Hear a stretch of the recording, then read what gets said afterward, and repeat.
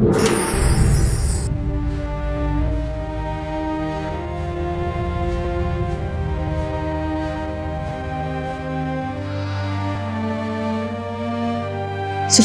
bangun Sufi.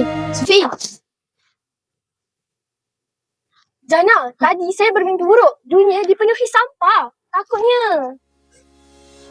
Setiap hari kita melihat sampah dibuang sesuka hati. Namun, pernahkah kita terfikir bahawa secebis sampah yang agak kecil mampu mengubah kehidupan seseorang? Jom bersama saya Sufi Iman dan saya Dina Nurjani menelusuri satu trend yang mungkin menyelesaikan masalah ini. Jom kawan-kawan, kita saksikan. Sampah bukan sekadar mencemarkan pemandangan.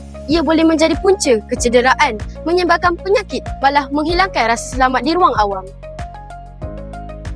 Namun, di sebalik masalah ini, lahir satu gerakan yang mendapat perhatian dunia, iaitu plogging. Plogging berasal daripada gabungan perkataan Sweden, plocka up yang bermaksud mengutip dan jogging. Aktiviti ini menggabungkan senaman dengan mengutip sampah sepanjang perjalanan. Lebih daripada sekadar bersukan, plogging sebenarnya membawa mesej kemanusiaan, kemasyarakatan dan rasa hormat terhadap setiap insan yang menggunakan ruang awam seperti taman permainan maupun pantai. Bagi melihat bagaimana gerakan ini berkembang di Malaysia, kami menelusuri perjalanan hampir 2 jam dari Kulai menuju ke pantai Desaru.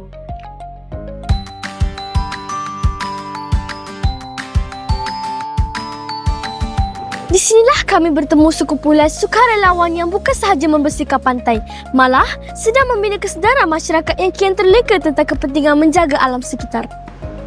Bagi mereka, setiap sampah yang dikutip bukan sekadar menjaga kebersihan pantai. Ia adalah simbol kasih sayang terhadap alam.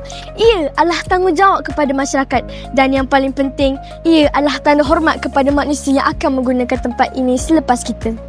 Inilah semangat sebenar plogging.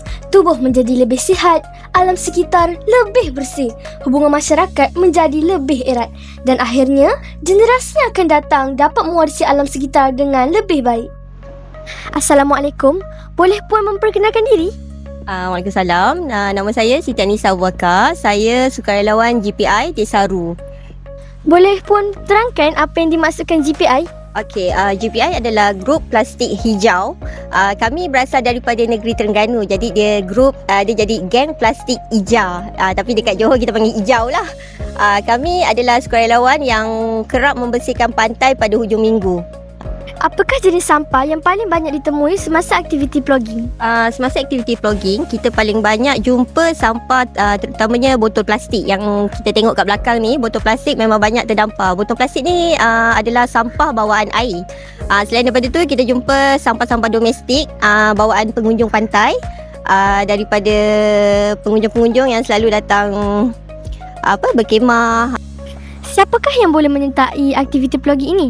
Aktiviti plogging ni terbuka kepada semua, terutama kepada warga tempatan, warga luar yang berminat untuk menyertai kami boleh datang pada program kami. Terbuka kepada semua, pelajar sekolah, kanak-kanak, ibu bapa, orang awam, semua dialu-alukan untuk datang. Kami memerlukan sukarelawan dari pelbagai peringkat umur untuk kita memberi kesedaran penting untuk alam sekitar, sebab memang di tepi-tepi pantai terlalu banyak sampah. Kita harap lebih ramai orang yang datang untuk support kita setiap kali kita buat program pada hujung minggu untuk pantai kita lebih bersih. Terima kasih Puan. Sama. Assalamualaikum. Boleh Tuan memperkenalkan diri? Okey, nama saya Adni. Saya daripada K2 Data Center. Kenapa Tuan memilih plogging untuk aktiviti CSR? Ya, bagi saya plogging CSR ni adalah satu peluang untuk kita memberi sumbangan kepada rakyat, bantu penduduk-penduduk setempat. Selain daripada tu, kita juga boleh membantu membersihkan pantai-pantai yang kita ada lah. I think benda ni bagus lah. Terima kasih Tuan. Okey, sama-sama. Plogging bukan sekadar mengutip sampah. Ia mengutip nilai kemanusiaan, nilai kemasyarakatan dan nilai hormat menghormati. Kerana setiap sampah yang kita kutip hari ini mungkin menyelamatkan senyuman seorang pada hari esok. Akhir kata, kisah geng plastik hijau ini menjadi simbol kepahlawanan yang kadang-kadang tidak memerlukan sesuatu kekuatan atau perlawanan yang besar. Cukuplah sekadar mengutip sampah tetapi mampu memberi impak yang sangat besar kepada generasi-generasi seterusnya. Semoga kita berjumpa lagi. Bye!